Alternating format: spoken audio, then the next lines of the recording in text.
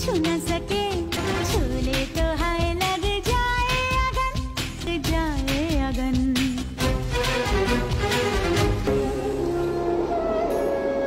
जा जा रे जा रे पवन जा रे पवन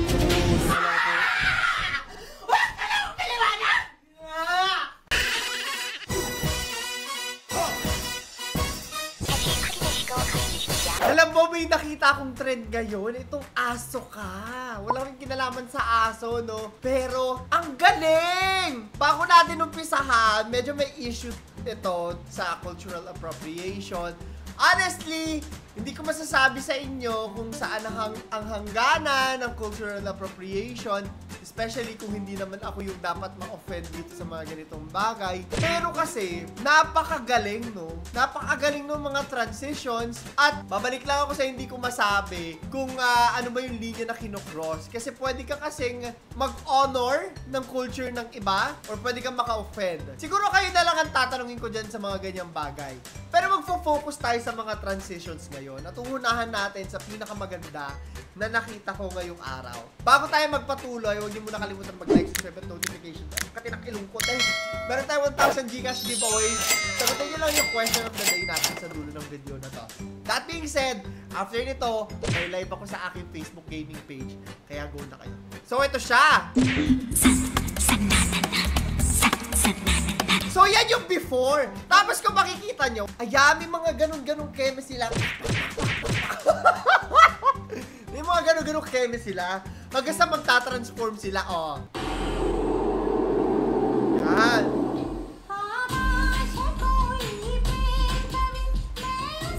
Hanggang pa-makeup na ganyan. Tapos eto, pupunta na tayo sa bandang dulo para sa pa-reveal. Ayan! Ang ganda, diba? Ang galing! Hindi ko alam kung ano pong lahi ito. Actually, hindi ko alam kung Filipino siya, pero napakaganda nitong trend na to. Siguro, gawa na lang tayo na sarili nating version! Ayun! Ayun dapat gawin! Lahat na papanoorin natin ngayon dito, iscorean natin ng 1 to 10. So, itong si ate na una, 10 siya sa akin. Okay, game next. Ay, ito si Jomar. Oh, ayan! May Tagalog naman pala! Pwede naman... Ano ba naman yan? Kasi hindi nagtitiktok kasi si Claro eh. Minsay natuwa ang may likha, pitong libong ginawa. Ganun din, same lang. Gawa din ako niyan. Magiging Pikachu ako. Gusto niyo yun? O, ayan. Mga hiyas na inilat at ang dagat at ang bayan niyang Ayan, bigla siyang naging... Si Shaira pala yung nakikita ko, nakakaloka. Ayan, marami siyang ginawa, iba-iba. pinili. Ganda ng trend na to, in fairness, na po-promote lahat. Ayan o, napipicture yung mga Mascara Festival Kinemet, kung ano-ano mga festival na hindi ko po alam, pasensya na po, no? Ang galing! 8/10! Kasi feeling ko, meron pa tayong makikita na ano talaga, yung bongga. Ang gusto kong makita dito, yung marami talagang abubot, yung mga pang-festival talaga, or yung mga kapatid nating Muslim, di ba na ang dami talagang mga something-something na nilalagay, na napakaganda talaga, or yung mga tribes natin. Yan, yung mga magandang i-feature. Meron dito si Ivana. At ang bayan niyang pinili, tulog ng bahay. Very ano yung face niya, no? Very Bisaya. Ang ganda-ganda. Ako na ba nakakakita nung gano'n? Yung Bisaya na features. Ganda-ganda ni Ivana. Bisaya siya, no? Kumagaway, piliin mo rin ang Ayan, medyo sinimplehan lang niya. So, 8 lang din. Gusto ko talaga yung magarbo. Yun kasi nakikita ko na ano dito eh. Pero super ganda. Kahit naman walang makeup si Ivana. Napakaganda niya. Oh, next one! Hindi ko alam kung Pinoy to.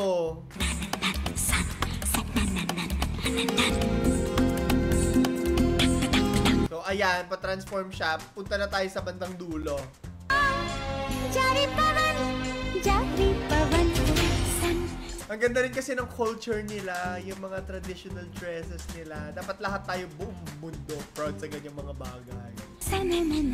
Iba pa rin yung sariling, yung kultura nating lahat na na-embrace natin. Galing-galing. Ano yan si ate? 8.5. Next. Ayan, may lalaki pala din. Alam mo, ako'y nahihirapan sa transition. Parang ang edit nito masyado.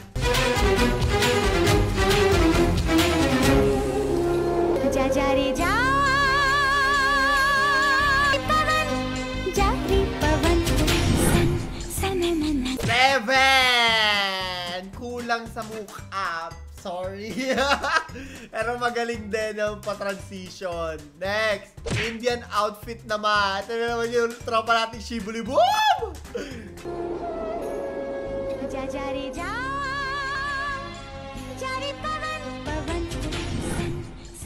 Oh, pak! Isang ganun lang? Ano pa naman yan? Oh, dahil tomboy, 10/10. Ay, sa mga kapatid natin, Shibuli Boom Boom dyan, ha? Next!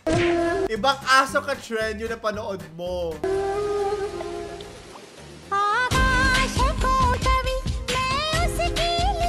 Diba pa yung ginamit niya?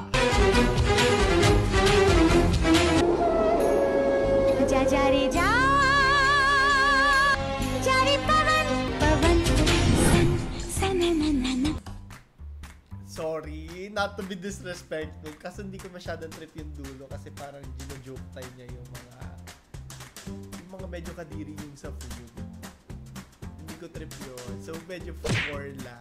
I'm so sorry. Next, si For the Person. Alam mo, hindi ako nanonood ng mga vlogs dito pero gustong-gusto ko siya. Ayan yung eyes niya, di ba very Indian na nakabuka. Feeling ko maganda yung dulo nito.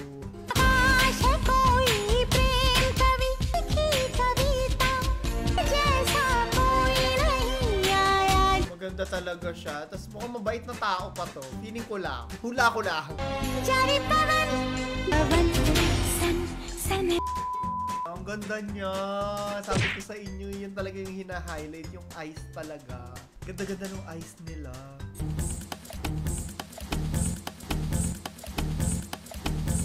Mukha talaga siyang royalty. In fairness, 11 ka sa akin! Kasi nandun pa rin yung humor niya, pero ginawa niya pa rin yung challenge talaga. I love it! Next! Me try to sleep, tas may brain down. O sige na nga, dahil 6.5, dahil na iba yung idea. Next one. Parang siya ulit yung kanina.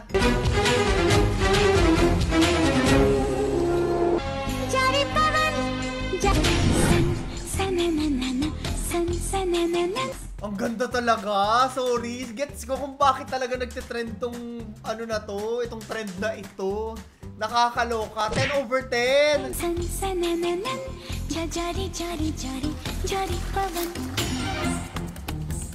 Sana lang talaga hindi ina-appropriate yung culture. So sana tingnan natin kung ano insight natin dyan sa ganyan mga bagay-bagay. Maganda rin kasi may discussions. Next one! Low budget aso ka. Trend and singer.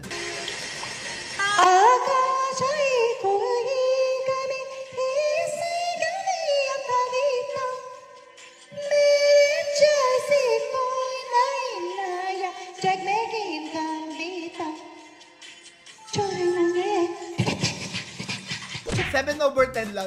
Playtime dinog show lang. Yung mga transitions kasi hinihintay natin. Ang galing. Si Alex Gonzaga pala to. Oh, ayan. 7! Next! Si Mentor to, di ba?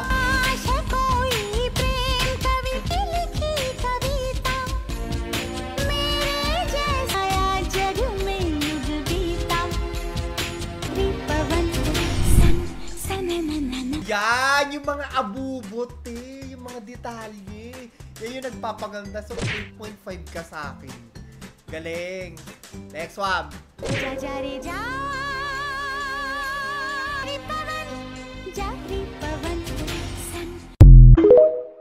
Napakabilis. Hindi ko pa nga nakikita, girl! Ano ba yan? Wah! Hindi ko rin tatapusin. Ang score ko sa'yo ay wah! Teka.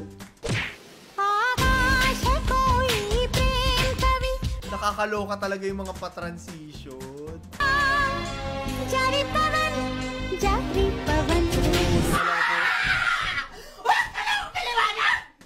Five. Naghihintay ako eh! Ano ba yan? Ito, tingnan mo, ang dami pala talaga mga trend. Merong Vietnam. Tingnan natin yung sa Vietnam, yung dulo ng Vietnam. Ang ganda rin oh. Grabe talaga. Etong Peru. Buong mundo na pala to, te. Ang ganda ng Peru, pero mas maganda yung Vietnam kanina nagawa. Etong Philippines. Ang dami pwedeng i-highlight sa Philippines. Sana bonggahan nyo pa. Galingan nyo pa mga trendsetters natin. Galingan nyo pa yung malaki ang Pilipinas. Sorry. Yung laban. Slovakia. Oh, ang ganda. Lahat. Nakakaloka. 10-10 lahat. Buong mundo 10-10 lahat. Lahat magaling, lahat maganda. Pwera yung kanina na binitin tayo. Nairita ako ng konti. Next one! Abe, nag-aaway-aaway na sila sa trend na to. Samantalang ako iniisip paano abutin ang kantang to.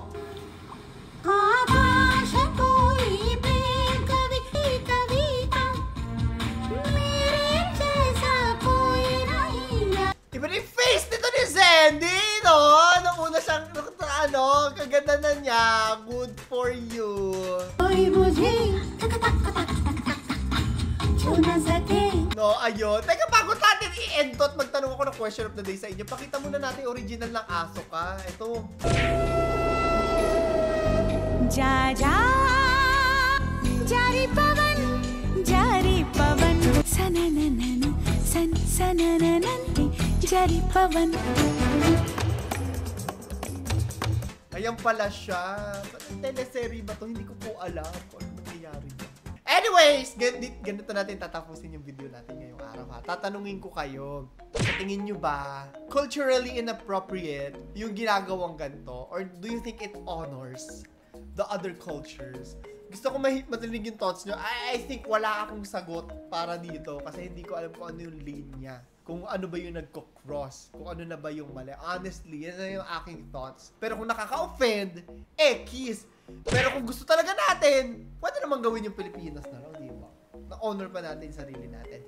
Comment nyo yung sagot nyo sa ilalim. So, yun lamang po. Ito si Claro the Third, nagpapaalam. Panoorin yung last video natin. 2, 3, go.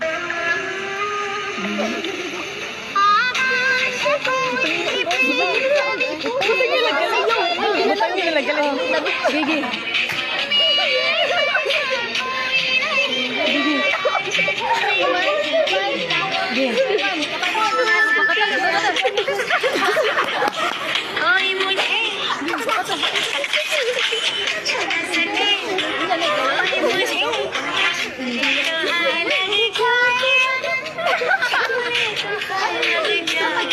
Maganda yun.